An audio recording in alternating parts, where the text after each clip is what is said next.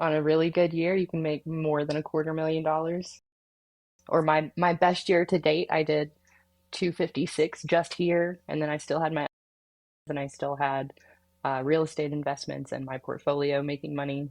Oh, so you're investing it in everything. I've been in this business for 8 years, and you can blow a lot of money, but you're making a lot of money, so you should do something with it.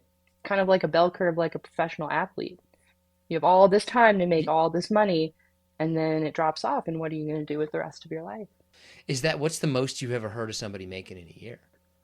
One time I asked the madam on a particularly good month if I had been top booker that month, and she said, "You are, but it's not the most I've ever seen." And I was shocked. I thought, well, what's the most you've ever seen in a single month? And she said 289,000. Is that going to be quality versus quantity?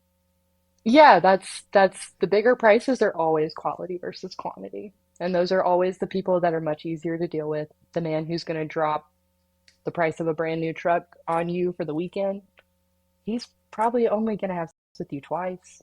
What's the most one person has ever done on like a one-time thing? I don't think I can say the number because it's still, I'm not allowed to say prices with acts. But I'll tell you, it was a blue collar man and he put it on three different credit cards. Can you say the number of figures in the sense like four? Oh, it was a five figures. So then, like, how many clients would you say? Like, what's your average client a day, a week, month, like whatever time frame? At this point, it's been thousands upon thousands. But it's quality over quantity. You want to try for at least one client a day. And if you're not going to have one client a day, maybe double up the next day or make sure that your big fish is coming in that weekend. So, like, when you start, like, I think you starting another job, somebody shadows you, or you gotta, you talk to HR, you do that kind of stuff. Like, you just go in, like, okay, here's your first day, and you go for it. Oh, no, no, no.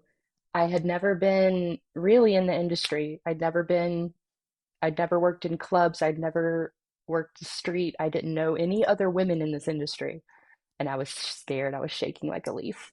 The madam took my little hand and she showed me the ropes, and she was with me maybe 6, 7 hours that day. And training is usually like a 2.5 hour thing. I train new girls now. I'm the big sister now that I've been here 8 years.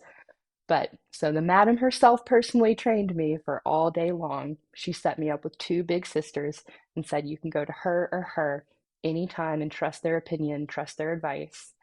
And she took me into the bar and I said, that guy over there. And she kind of laughed at me and he was just sitting by himself. And I was like, that's going to be my first client. She's like, oh, yeah, go ahead, you know. And that was my first client.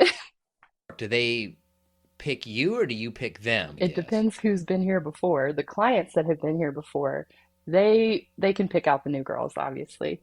And you talk to them and they're like, I remember this one guy being like, this is when you ask me back there, honey. And I was like, oh, let's go then, I guess. You tell me what we're doing here.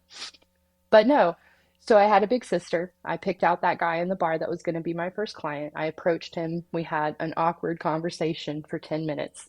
And he said, this is the point at which you take me back there because he'd been here before.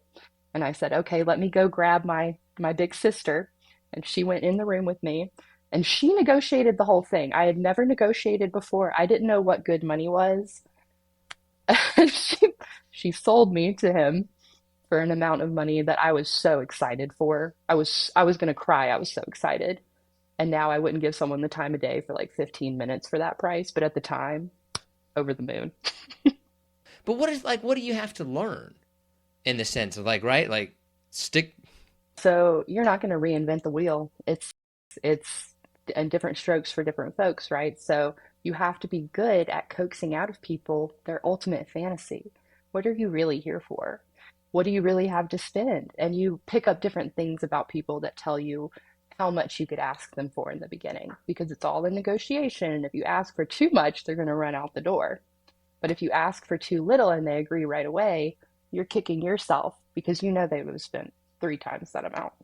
So it's not like a set price. No, It's a negotiation. Oh, I didn't know and that. every lady is an independent contractor. So we all have in our heads like a set menu of standard pricing for things. And we discuss amongst each other what we've done for what price recently, just to update each other on like the going rates.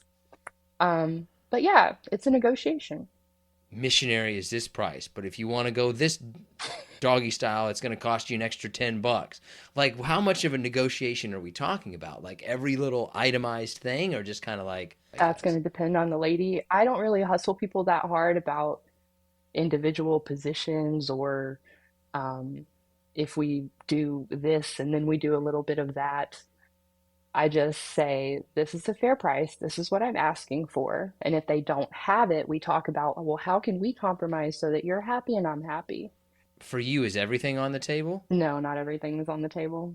What is off of the table? BDSM and backdoor activities. I don't want to be beat by people because I don't trust people. And I don't want to beat anybody because I don't derive pleasure from that, even if they are. Um, and I just don't do backdoor activities. I don't like it. You never know anymore, right? Like there's all kind. However people get down is however people get down. Now, are your boundaries pretty standard, or are you are you the wild one, or are you the prude, for lack of a better phrase? I am such a brothel prude. I am. I am like your standard girl next door, good time. That's basically the only thing I want to do. I don't want to do weird shit. I don't want to do fantasy parties. We can go on an out date. I would love to go out on the town with you, but I'm just a regular girl.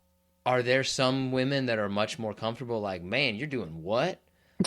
Yes, yes. I hear stories from coworkers and I'm like, "Oh my God, you're making me blush." Let's just assume it's an hour. Right.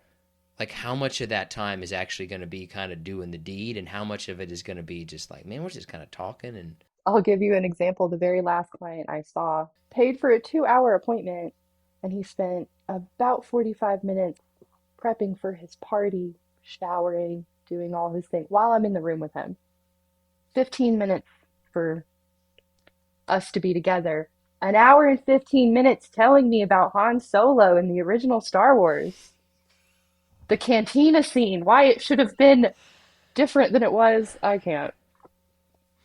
I will, as a Star Wars fan, I completely understand this man.